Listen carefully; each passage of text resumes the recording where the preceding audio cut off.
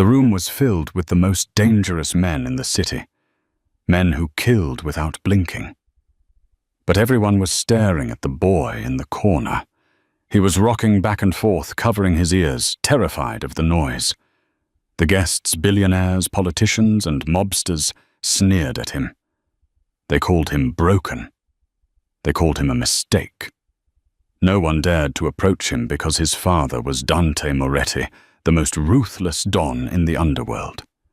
Everyone was terrified of Dante, so they ignored his son.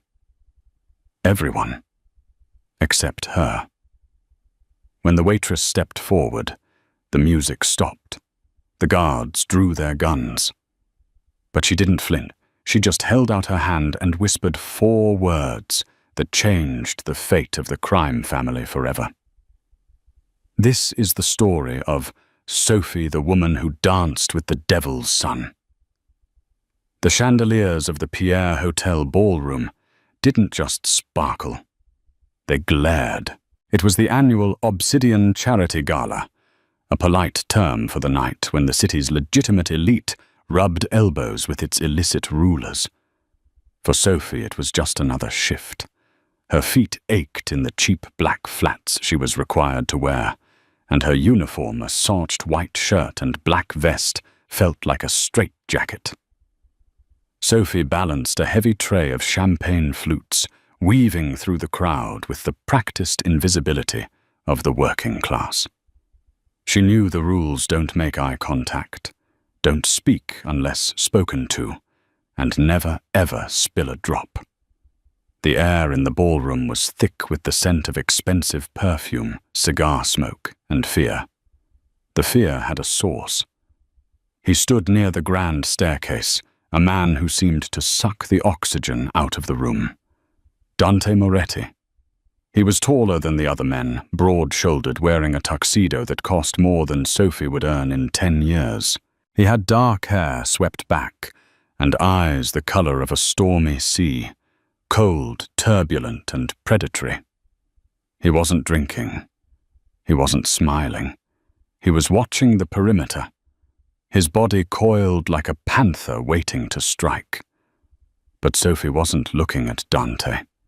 She was looking at the boy, sitting alone on a velvet bench 10 feet away from the Don.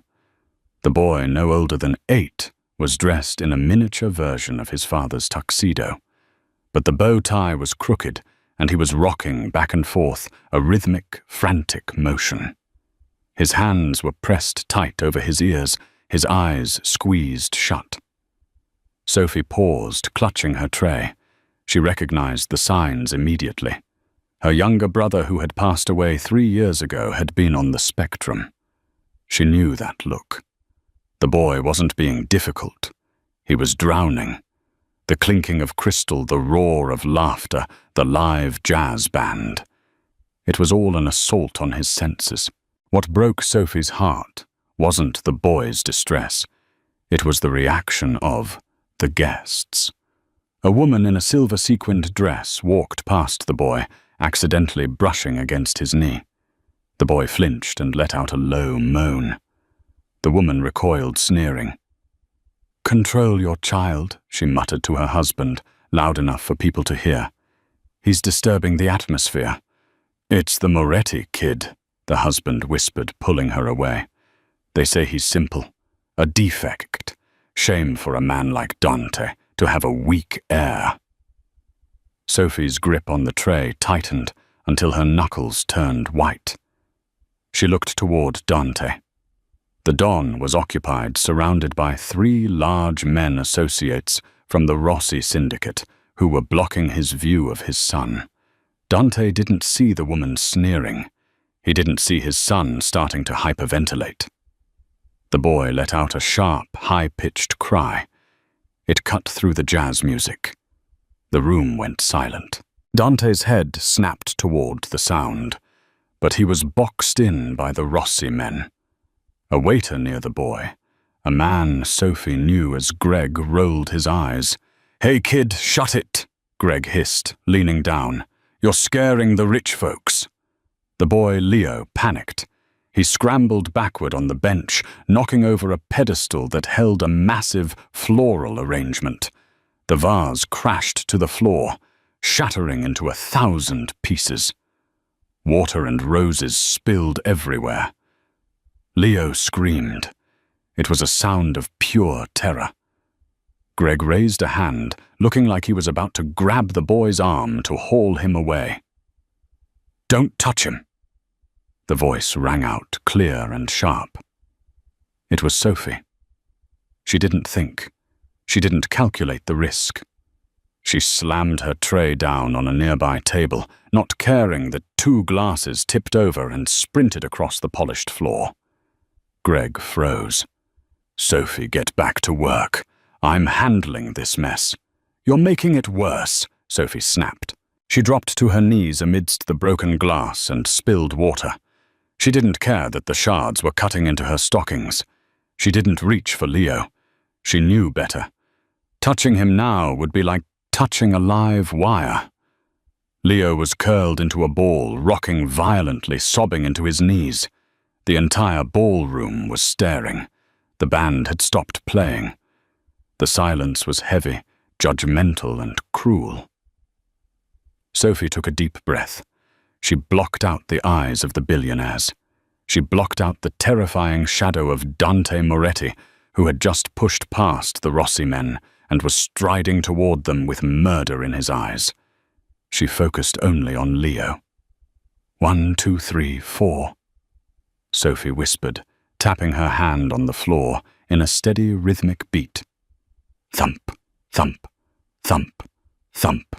1, 2, 3, 4. She repeated her voice, low and melodic. She wasn't trying to hush him. She was giving him an anchor, a pattern. Leo's sobbing hitched. He didn't look up, but his rocking began to synchronize with her tapping. Sophie began to hum. It wasn't a lullaby. It was a simple, repetitive melody she used to hum for her brother. She kept the rhythm steady on the floor. Thump, thump, thump. "Can you hear the floor?" she asked softly, not looking at him, just staring at her hand. "The floor has a heartbeat. Listen." Dante Moretti had reached the circle. He stood 6 feet away, his hand hovering near the inside of his jacket, where a gun undoubtedly rested. His face was a mask of fury, ready to destroy whoever had hurt his son. But he froze. He watched the waitress in the cheap uniform kneeling in the water. He watched her ignoring the blood seeping from her knee where a shard of glass had pierced her skin. Leo slowly lowered his hands from his ears. He looked at Sophie's hand tapping the floor. 1, 2. Leo whispered, his voice trembling. 3, 4, Sophie finished. She looked up at him, smiling gently. She didn't pity him. She looked at him with respect. "Do you like the rhythm, Leo?" Leo nodded slowly. "It's better than the noise, isn't it?" she said. She slowly stood up, keeping her movements fluid. She held out a hand, palm up. Not grabbing him, just offering. The music they were playing was too messy, too loud. "Do you want to make our own rhythm?" The crowd gasped. No one touched the Moretti boy. He was known to bite, to scream, to thrash. Leo looked at her hand. Then he looked at her eyes. He saw safety there. Slowly, tentatively, the boy reached out and placed his small hand in hers. Sophie began to sway, a tiny, almost imperceptible movement. Left, right, left, right. Leo mimicked her. He stepped left. He stepped right.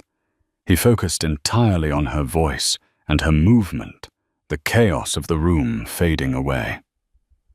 For a moment in the middle of the ballroom, the waitress and the Mafia prince were dancing. It wasn't a waltz. It was a survival mechanism. Sophie looked up, and for the first time she locked eyes with Dante Moretti. The air between them crackled. Dante wasn't looking at her, with the lust she usually saw in men's eyes. He was looking at her with a terrifying intensity, as if he were trying to dissect her soul. He looked from her bleeding knee to his calm son, and an emotion flickered across his face that Sophie couldn't place. Shock, gratitude, or something darker. "Get her name," Dante growled to the head of his security. A massive man named Marco. He didn't whisper. "Get her name and bring her to the car. Now!" Sophie's heart stopped. She had calmed the boy, but she had attracted the beast. Sophie was trembling, but she refused to show it. She sat in the back of a black Cadillac Escalade. The leather seats were softer than her bed at home. The windows were tinted so dark that the city lights of New York looked like distant dying stars. On the seat opposite her sat Dante Moretti. The car was moving part of a 3-vehicle convoy, speeding toward the Long Island estates. Sophie still had her waitress uniform on, though someone had given her a first aid kit for her knee. She had bandaged it herself in silence, while 2 armed guards watched.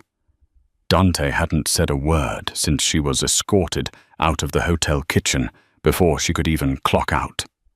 He just stared at her, swirling a glass of scotch he had poured from a crystal decanter built into the car's console.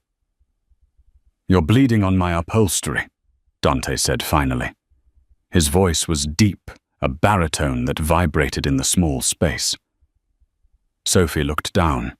A fresh spot of blood had seeped through the white bandage. "I'm sorry, sir. I'll pay for the cleaning." Dante let out a short, dry laugh. It wasn't a happy sound. "You make $12 an hour, Sophie Vance. You have $22,000 in student debt, and you're 3 months behind on the rent for your apartment in Queens. You can't afford to clean this car." Sophie went cold. "How do you know that I know everything?" Dante said simply. He leaned forward, the shadows playing across the sharp angles of his face. "I don't like surprises. When a stranger touches my son, I find out who they are."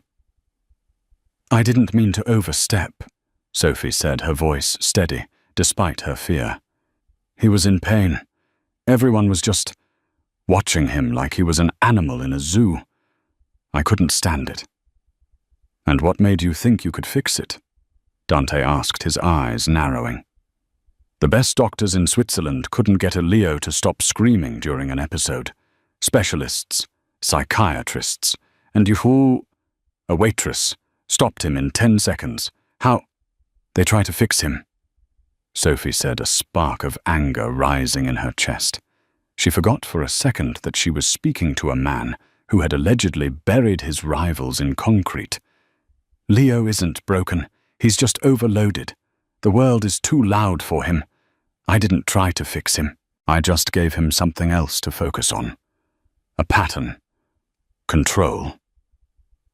Dante stared at her. The silence stretched for a long, agonizing minute. He took a sip of his scotch, his eyes never leaving hers. "My wife died 4 years ago," Dante said abruptly. Sophie blinked. "I'm sorry." Since then, Leo has not spoken a full sentence to anyone. Not to me, not to his tutors, not to the nannies. Dante set the glass down. "Until tonight, when he counted with you." The car hit a bump, and Sophie winced as pain shot through her knee. "I need a solution," Dante said. "I run an empire, Ms. Vance. I have enemies. The Rossi family, the Albanian syndicates. They smell blood in the water. They see Leo's condition as a weakness they can exploit. They think I am distracted." He leaned closer, the scent of expensive tobacco and sandalwood filling her senses. "And they are right. I am distracted. I cannot protect him and fight a war at the same time. The nannies quit after a week. The bodyguards frighten him." "What are you saying?" Sophie asked, her breath hitching. I'm saying you are hired. Sophie shook her head. I already have a job. I'm a waitress. Not anymore. I had Marco call your manager. You were fired for damaging hotel property, the vase Leo knocked over. You did what? Sophie gasped. That wasn't my fault. I have bills to pay. Exactly, Dante said calmly. Which is why you will accept my offer. You will come to live at the Moretti estate. You will be Leo's companion, not a nanny, a handler. You will keep him calm. You will teach him that rhythm of yours. You will make sure that when I am out dealing with my business, my son is not screaming in terror. I can't just move into a mob boss's house. Sophie snapped, panic rising. I have a life. You have a debt and an empty fridge, Dante corrected. I will pay you $10,000 a month, plus room and board, and I will wipe your student debt within 6 months. Sophie's mouth went dry. $10,000 a month? It was life-changing money. But the cost, and if I say no, she whispered. Dante's expression didn't change, but the air in the car dropped 10 degrees. He reached into his jacket pocket. Sophie flinched, expecting a weapon.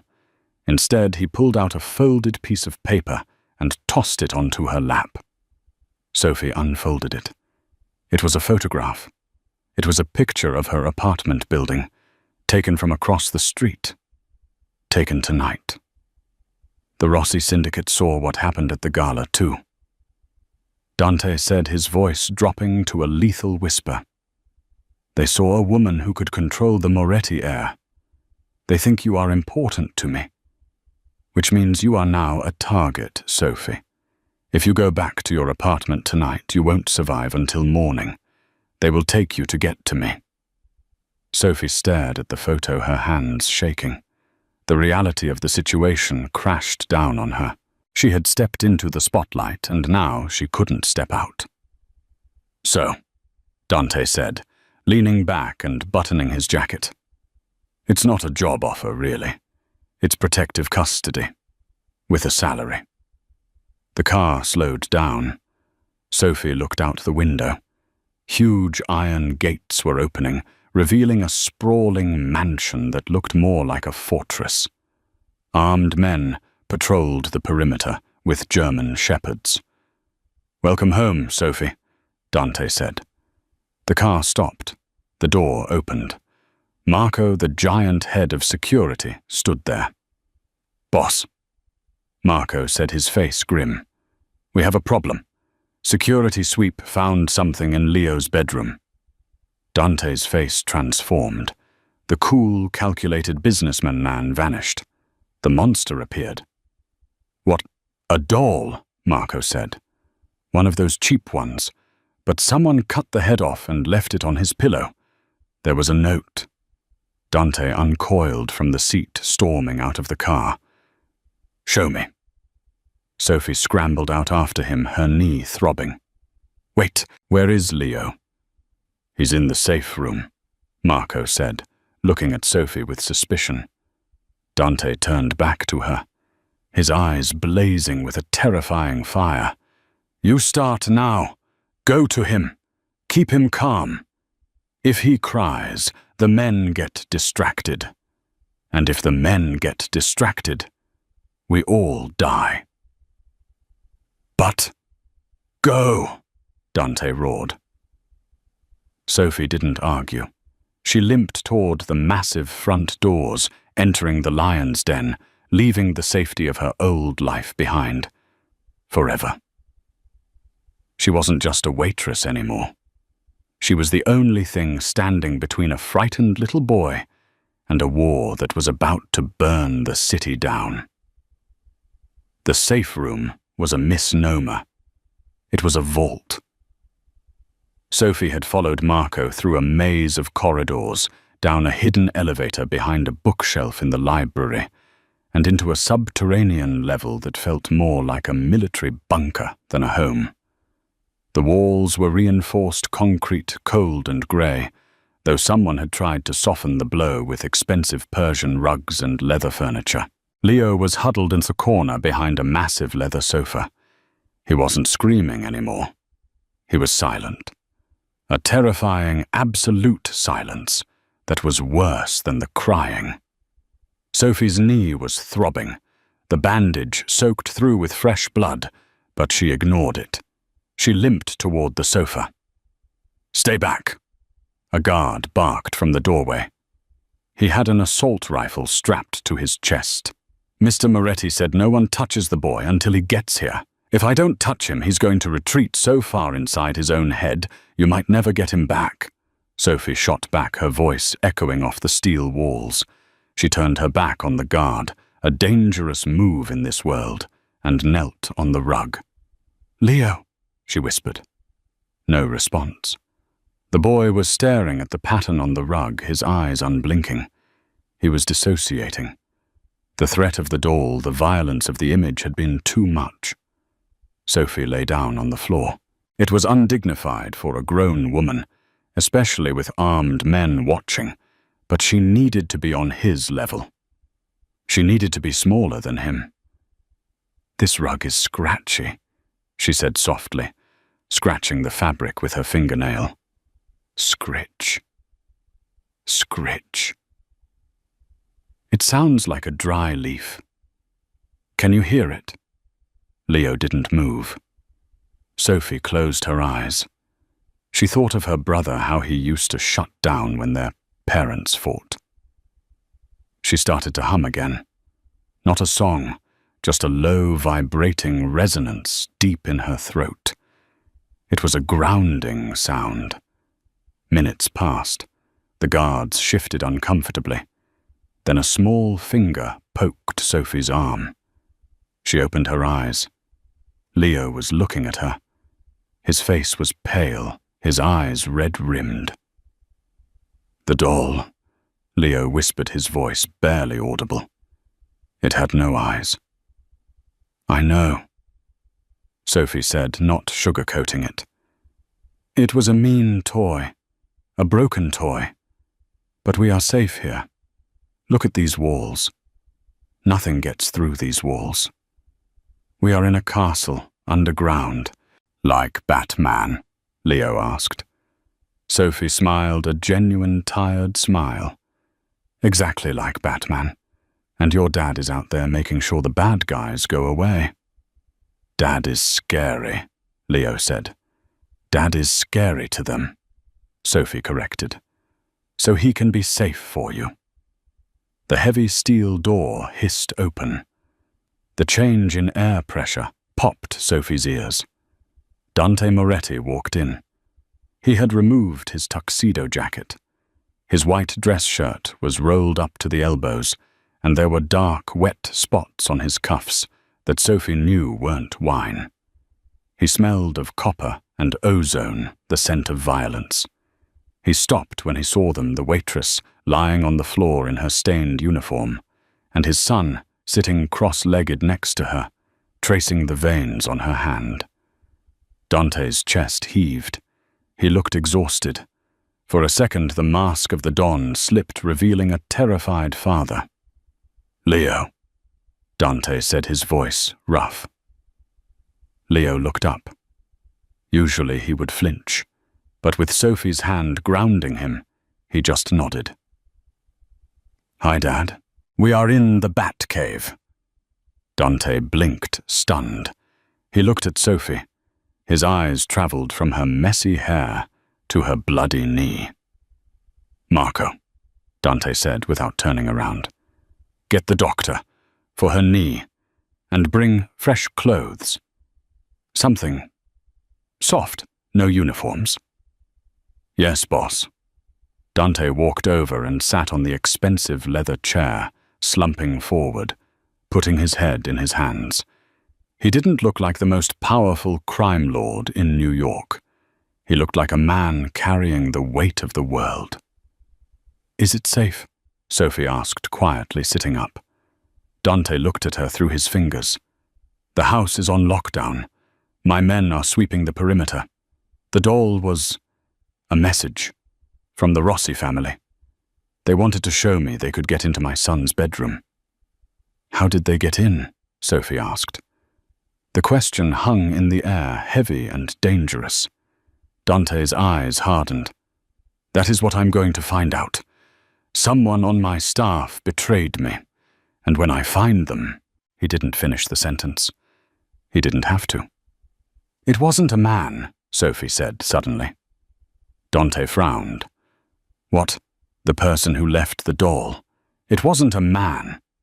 Sophie hesitated, realizing she was involving herself in mafia business, but she couldn't stop. When I went into Leo's room earlier to grab his blanket, I smelled something. It was faint underneath the smell of the cleaning products. What did you smell? Dante demanded, leaning forward. Vanilla and something burnt, like clove cigarettes, Sophie said. It's a very specific perfume. My aunt used to wear a cheap knockoff of it. It's called Midnight Orchid. It lingers.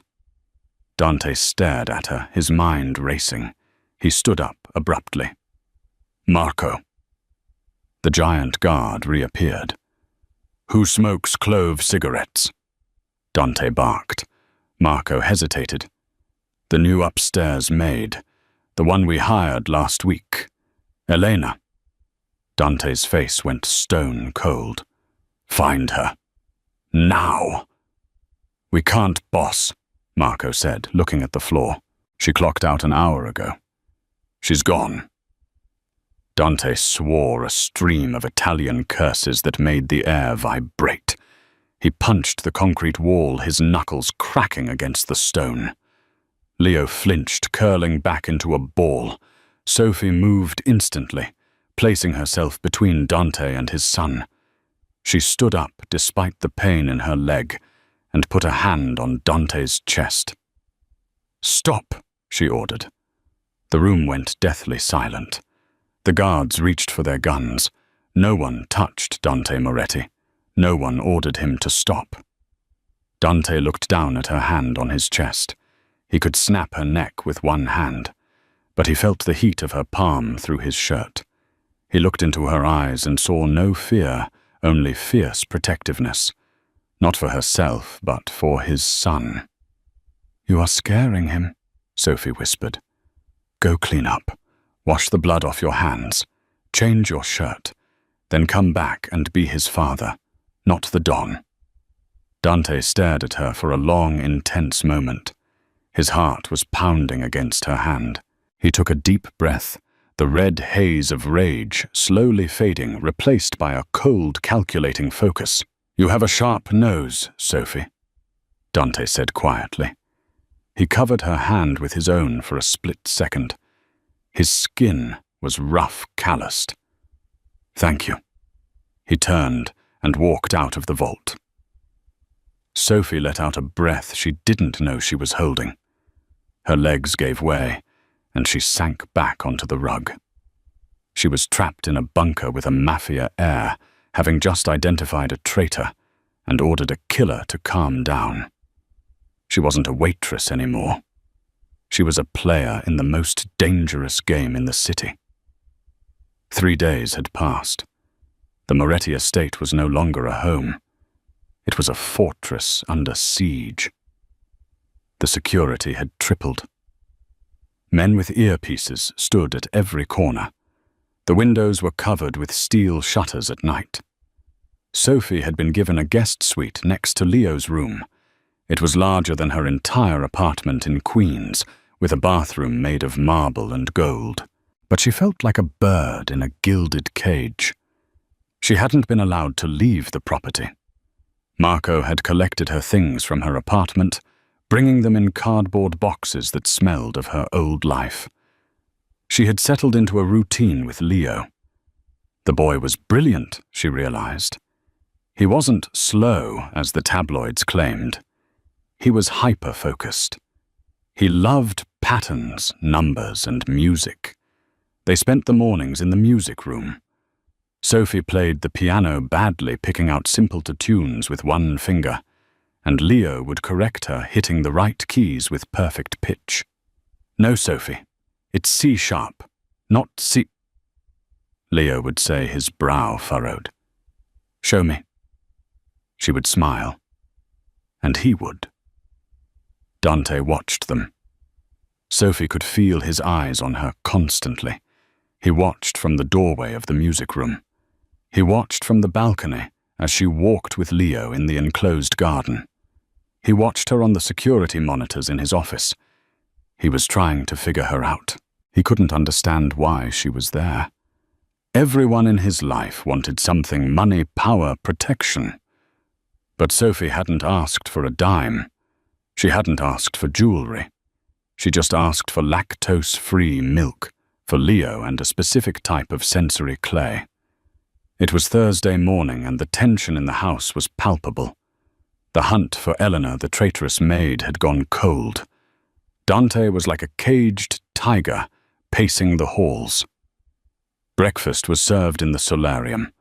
The sun streamed through the bulletproof glass, illuminating the feast laid out on the table. Silver platters of fruit eggs, pastries, and Italian cured meats. Dante sat at the head of the table, reading a dossier. He wore a crisp grey suit, his hair perfectly styled, but the dark circles under his eyes betrayed his lack of sleep. Leo sat to his right, wearing headphones to block out the sound of the silverware clinking. Sophie sat opposite Leo. "Eat," Dante said without looking up. "You're too thin." "I'm fine," Sophie said, pouring herself coffee. "Did you sleep?" "I don't sleep when there are loose ends," Dante replied. He looked at her. "We found Elena's apartment. It was empty, but we found a bank transfer from a shell company linked to the Rossi family. $50,000. "That's the price of betraying you?" Sophie asked.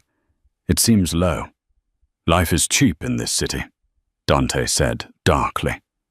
A server, a young man named Paolo, who had replaced the previous staff, brought out a special glass of juice for Leo. It was a thick green smoothie spinach apple, and supplements the doctors insisted on. "Here you go, Master Leo," Paolo said, placing the glass down. His hand was shaking slightly. Sophie noticed it. She noticed everything now. The adrenaline of living here had sharpened her senses. Leo reached for the glass. "Wait," Sophie said. Dante looked up. "What is it?" "Paolo," Sophie said, turning to the young server. "You're new." "Yes, miss. Started yesterday." Paolo was sweating. It was cool in the room. "Why is the smoothie that color?" Sophie asked. "Usually the apple makes it a lighter green. This is dark, almost brown." "I used organic spinach, miss." "It's darker," Paolo stammered. He took a step back. Leo lifted the glass to his lips. "Leo, put it down," Sophie shouted. She didn't wait. She lunged across the table, knocking the glass from Leo's hand. The smoothie splattered all over the white tablecloth and Leo's shirt. Leo screamed, terrified by the sudden movement. Dante was on his feet in a split second, his gun drawn from his holster. He didn't aim at Sophie. He aimed at Paolo. "What is in the glass?" Dante roared. Paolo turned to run, but he didn't get far. Marco, who was standing by the door, tackled him. They crashed into a serving cart, sending dishes flying. Sophie ignored the chaos. She grabbed Leo, pulling him off the chair away from the spilled liquid. The liquid was sizzling slightly where it hit the silver platter. "Acid," Dante whispered, looking at the tablecloth. The fabric was dissolving, turning black and smoking. If Leo had drunk that, his throat, his stomach. The room spun. Sophie felt bile rise in her throat. This wasn't just a threat. This was an assassination attempt. Inside the house, at the breakfast table, Dante vaulted over the table. He grabbed Paolo by the collar, lifting him off the ground as if he weighed nothing. Dante's face was a mask of pure demonic fury. "Who sent you?" Dante snarled, pressing the barrel of his gun into the man's forehead. "Tell me before I blow your brains out onto the patio." "Rossi!" Paolo screamed, weeping. "They have my sister. They said they would kill her if I didn't do it. Please, Don Moretti. Please." Dante threw him to the floor. "Marco, take him to the basement. I want to know everything. Every name, every location, every phone number. Keep him alive until I get there." "Yes, boss." Marco dragged the sobbing man away. Dante stood there, his chest heaving. He looked at the dissolving tablecloth. Then he looked at Leo, who was rocking back and forth in Sophie's arms in the corner of the room. Sophie was whispering to him, covering his ears, shielding his eyes from the violence. Her own hands were shaking uncontrollably, but she held the boy tight. Dante walked over to them. He dropped to his knees. He didn't care about the suit. He reached out and touched Sophie's face. His hand was trembling. "You saved him," Dante said, his voice cracking. "Again." Sophie looked at him. Her eyes were filled with tears, but they were angry tears. "How many?" she hissed. "How many people in this house want him dead? I can't protect him from ghosts, Dante. I can't fight an army." "You won't have to," Dante swore. The look in his eyes changed. It shifted from fear to a cold, hard resolve. "I have been playing defense. I have been trying to be a legitimate businessman for Leo's sake. But they don't want a businessman. They want the monster." He stood up, pulling Sophie up with him. He didn't let go of her arm. "Take Leo to the safe room. Lock the door. Do not open it for anyone but me. Not Marco, not the Pope. Only me." "Where are you going?" Sophie asked, fear gripping her heart. Dante checked the magazine of his gun. He looked at her, and for the first time, he let her see the darkness inside him. It was a terrifying abyss, but somehow Sophie didn't want to look away. "I'm going to end the war," Dante said. "Tonight, the Rossi family dies." He turned and strode out of the room, barking orders into his phone. "Prepare the cars. Get the heavy squad. We are going to Little Italy." Sophie watched him go.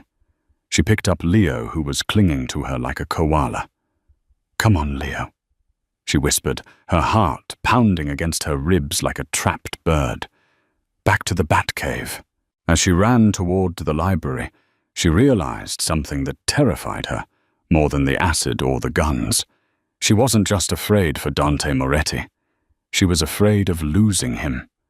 In just 3 days, the monster had stolen her heart, and now he was walking straight into hell.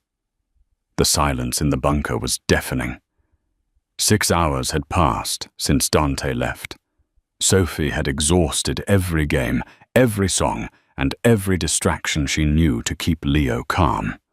The boy was now asleep on the leather sofa, clutching a throw pillow, his breathing even, but shallow. Sophie paced the length of the room. Her phone had been confiscated by Marco for security reasons, so she had no connection to the outside world. She didn't know if Dante was alive or dead. She didn't know if the police were raiding the house or if the Rossi family had retaliated with a bomb. She found herself staring at the heavy steel door, willing it to open. It wasn't just fear for her own safety anymore. Every time she closed her eyes, she saw Dante's face, the raw, terrified father who had knelt before her, begging her to protect his son. She saw the man who had touched her cheek with a trembling hand. "Don't die," she whispered to the empty room. "You promised to wipe my debt. You can't die yet." It was a lie. She didn't care about the debt. Suddenly, the keypad on the door beeped. Beep, beep, beep. buzz. Sophie froze. She grabbed a heavy brass lamp from the side table, holding it like a baseball bat. The hydraulic locks hissed, and the heavy door swung open. It wasn't the Rossi hit squad. It was Marco. But he wasn't alone. He was supporting Dante, whose arm was draped over the giant's shoulder. Dante was pale, his skin the color of ash. The left side of his white shirt was soaked in bright arterial crimson. "Help me," Marco grunted, his voice tight with panic. Sophie dropped the lamp and rushed forward. Together they dragged Dante to the sofa, laying him down gently. Leo stirred but didn't wake up. The soundproofing of the room was that good, and the boy was exhausted from the trauma of the morning. "What happened?" Sophie gasped, her hands hovering over the blood. "Ambush," Marco spat, tearing open Dante's shirt. "We got the Rossi Don, put a bullet right between his eyes. But they had a sniper on the roof. Dante took a hit in the shoulder. Through and through, but he's losing a lot of blood." "Where is the doctor?" Sophie demanded. "Call Dr. Aris." "We can't," Dante rasped. His eyes were half open, glazed with pain. "Aris. Compromised. Found a wire transfer in his accounts. Can't trust anyone." "So what are we going to do?" Sophie yelled, looking at Marco. "He's bleeding out.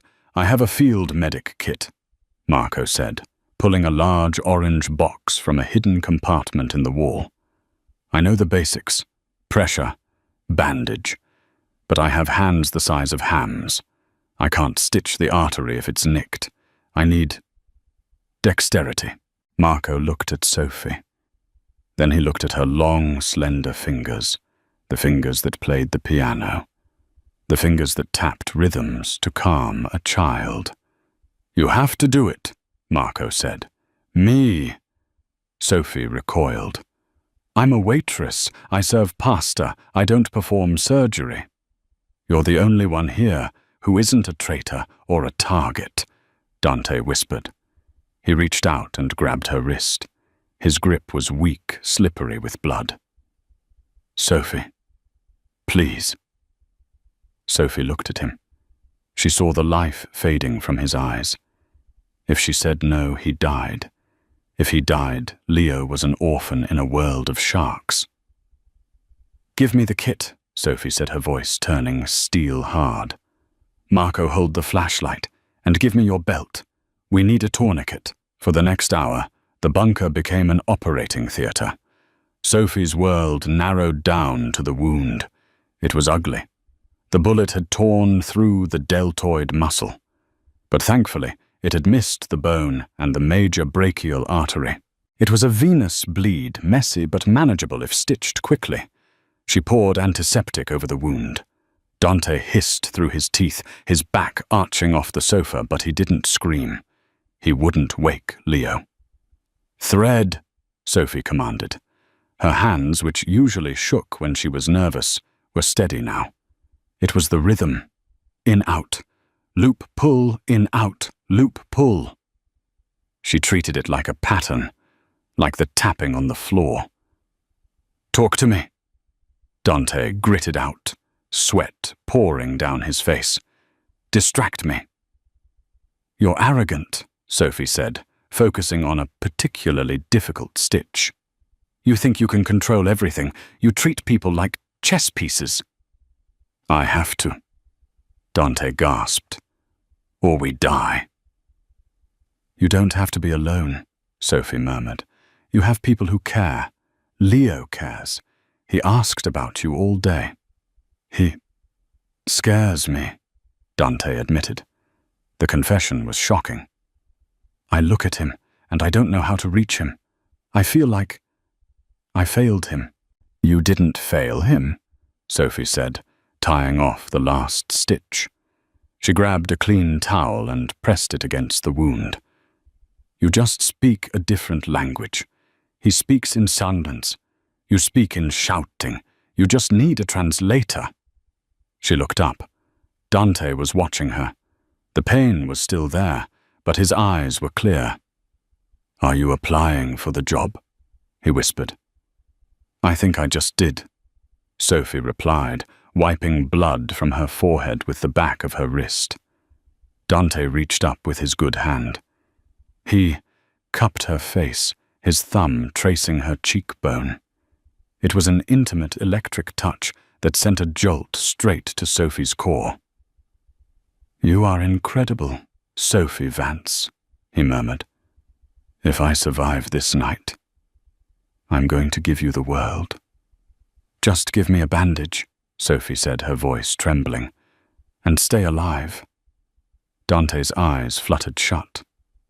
"Marco," he whispered. "I'm here, boss." "Nobody comes in." Dante ordered, his voice fading into sleep. "Nobody, except Sophie." He passed out. Sophie sat back on her heels, covered in the blood of the most dangerous man in New York. She looked at her hands.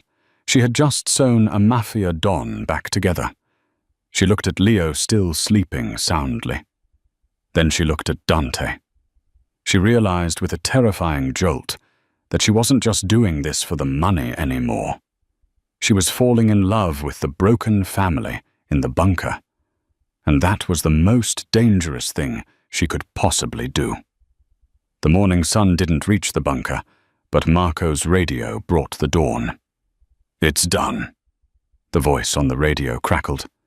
It was Vincent Moretti, Dante's cousin and second in command. "The Rossi territories are secured. The police are calling it a gang war, cleaning up the mess. We are clear." Dante was awake. He was sitting up, pale and shirtless, his shoulder heavily bandaged. He looked like a fallen angel, beautiful and broken. "Good work, Vincent," Dante said into the radio. "Call a meeting. The library, noon. I want all the capos there. We need to show strength." "Are you sure, Dante?" Vincent's voice was smooth, concerned. "You were hit. Maybe you should rest. I can handle the meeting." Dante's eyes narrowed. He looked at Sophie, who was making instant coffee in the corner. "I'll be there, Vincent," Dante said coldly. "Noon." He clicked the radio off. "He wants your job," Sophie said quietly. It wasn't a question. "Vincent has always wanted the chair," Dante said, wincing as he stood up. "But he is family. He wouldn't sell me out to the Rossis. That breaks the omerta." "Someone let the maid in," Sophie pointed out. "Someone let the waiter in. Someone told the sniper where you would be." "I know," Dante said. The darkness returned to his eyes. "And today, I find out who." The library, 12 Tazurus p.m. The library of the Moretti estate was a masterpiece of mahogany and leather, but today it felt like a courtroom. 12 men stood around the long table. The capos, the leaders of the different crews. They were tough men, scarred and weary. Dante sat at the head of the table. He wore a black suit, his arm in a sling, concealed under the jacket. He looked impeccable, despite the fact that he had lost a pint of blood 12 hours ago. Sophie stood in the corner, holding Leo's hand. Dante had insisted they be there. "I want them to see my son," he had said. "I want them to see he is not weak, and I want you to watch them." Vincent Moretti stood at Dante's right hand. He was a handsome man, younger than Dante, with a charming smile and expensive taste. He wore a gold Rolex and a suit that shimmered under the lights. "Gentlemen," Vincent announced, "the Rossi threat is eliminated. Don Moretti has led us to victory." The men murmured approval, but Sophie watched their eyes. Some looked relieved, others looked nervous. Leo was agitated. He hated the smell of the library. It smelled of old paper and cigars. He was tugging on Sophie's hand. "Sophie," Leo whispered. "The clicking." "Shh, Leo." "What clicking?" Sophie whispered back, kneeling down. "The clicking," Leo insisted. He pointed a finger at Vincent. "Click, click, click." Sophie looked at Vincent. He was nervously flicking a gold Zippo lighter in his pocket. Click, click, open shut, open shut. It was a nervous tick. Sophie's mind raced. The smell in Leo's room the day the doll was left. She had told Dante it smelled of vanilla and clove cigarettes. She looked at the ashtray on the table near Vincent. There was a freshly extinguished cigarette. It wasn't a normal Marlboro. It was a dark, thin cigarette. A clove. Vanilla and burnt cloves.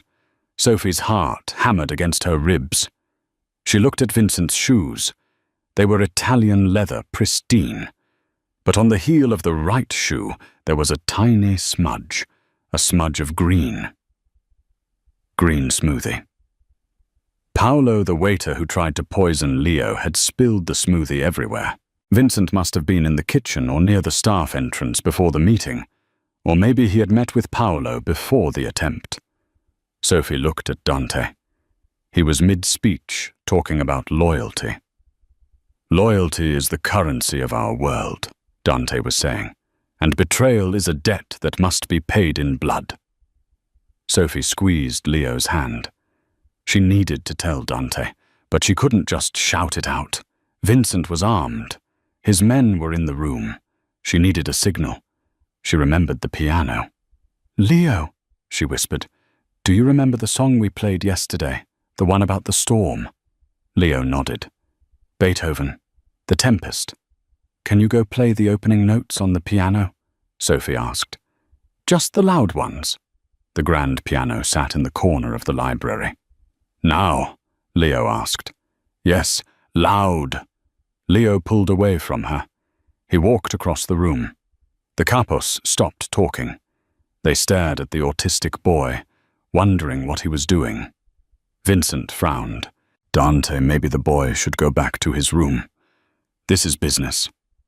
"Let him be," Dante said softly, watching Sophie. He saw her face. He saw the terror in her eyes and the slight nod she gave toward Vincent. Leo sat at the piano. He raised his hands. Crash! He slammed down on the keys, a dissonant, dark, stormy chord. The sudden noise made everyone jump. Vincent's hand flew to his jacket pocket, the pocket where he kept his gun. It was a reflex, a guilty reflex. Dante saw it. He saw Vincent reach for the weapon before anyone else had even reacted. "Vincent," Dante said, his voice deceptively calm, "why are you reaching for your piece?" Vincent froze. The noise. It startled me.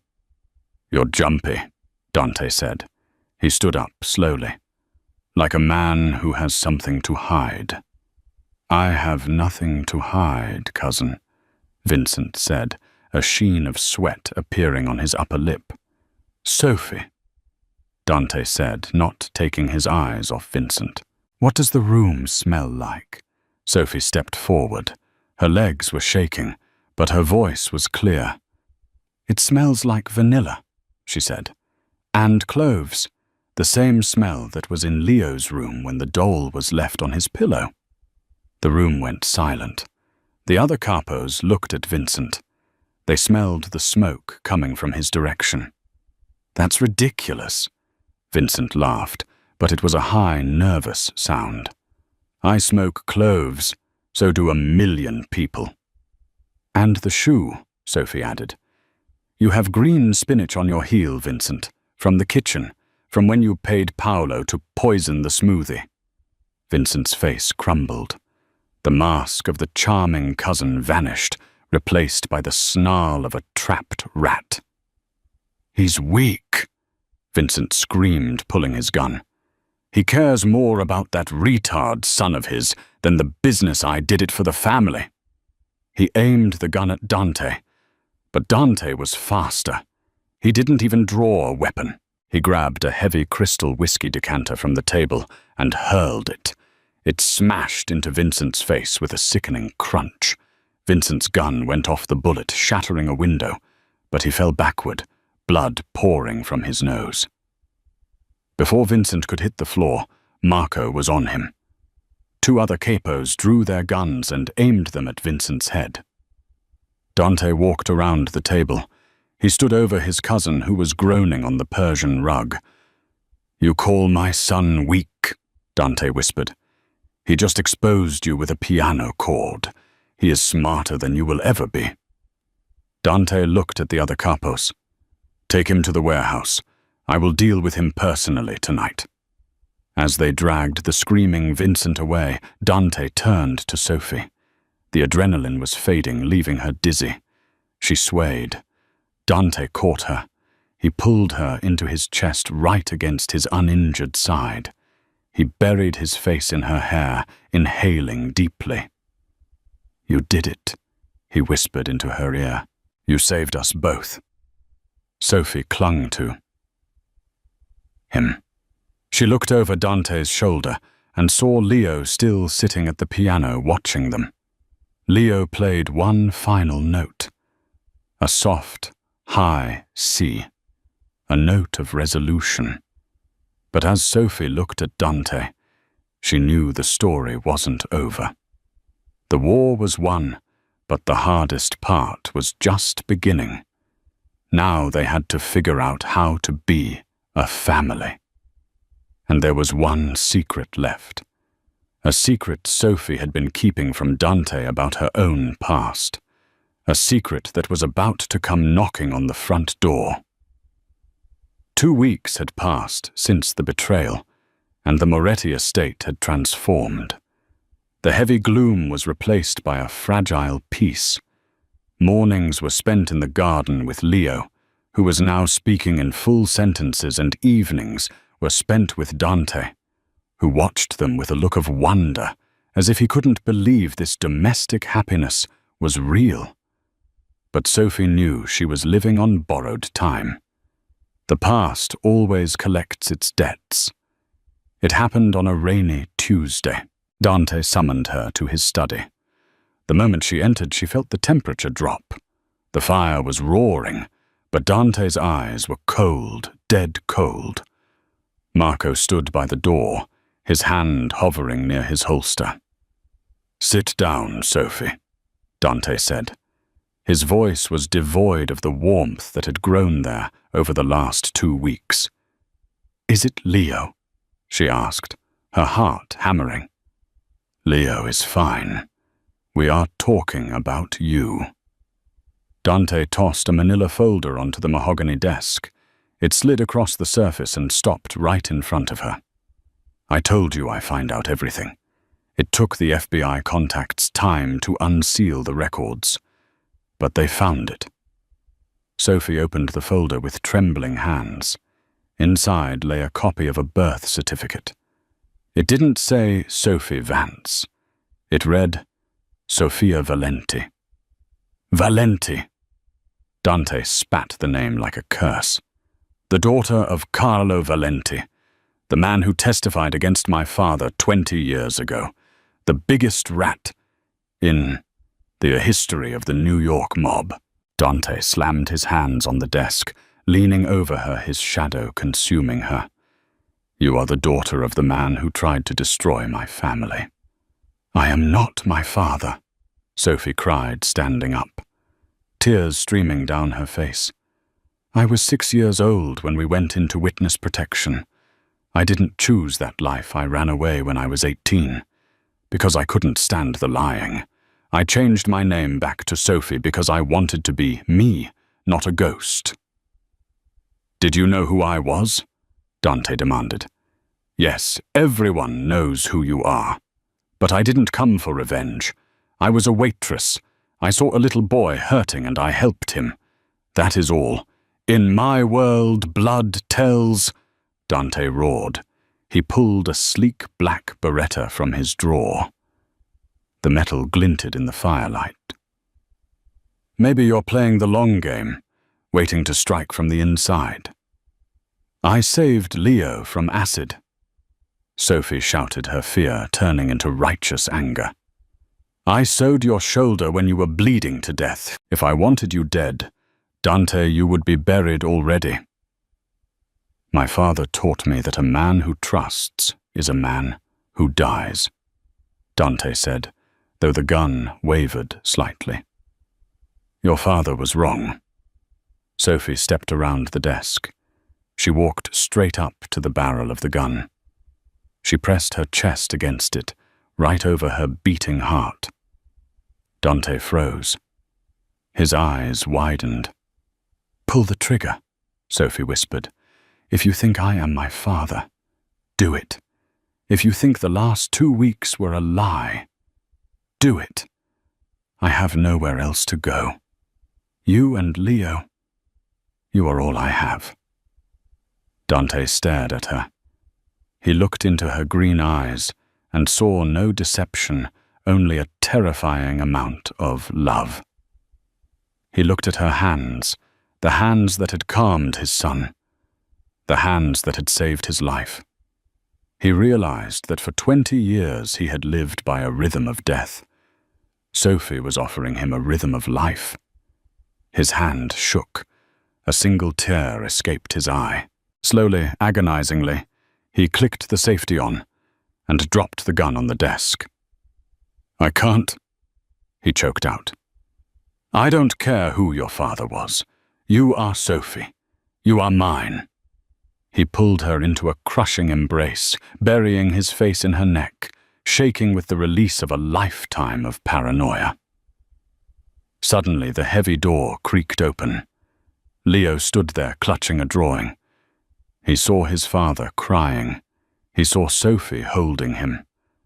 Usually, high emotion made Leo retreat, but not today. He walked into the room, wrapped his small arms around Dante's leg and Sophie's waist. Group hug, Leo announced, like in the movie. Dante laughed, a wet, broken, beautiful sound. He picked Leo up, keeping his other arm wrapped tight around Sophie. The war outside might continue, but in this room, the Moretti family was finally whole. That is the story of Sophie and the Moretti family. It's a story that reminds us that sometimes the strongest people aren't the ones with the guns or the money. The strongest people are the ones who see someone in pain and refuse to look away. Sophie didn't just save a boy. She saved a father from his own darkness. She proved that love is the only thing powerful enough to break the cycle of violence. What would you have done if you were in Sophie's shoes? Would you have risked your life for a stranger's child? And more importantly, do you think Dante was right to forgive her for her father's past? Let me know in the comments below. If this story touched your heart, please hit that like button. It helps us share more stories like this. Share this video with someone who needs a reminder that love wins, and don't forget to subscribe and ring the bell so you never miss a new drama. Thanks for watching, and see you in the next story.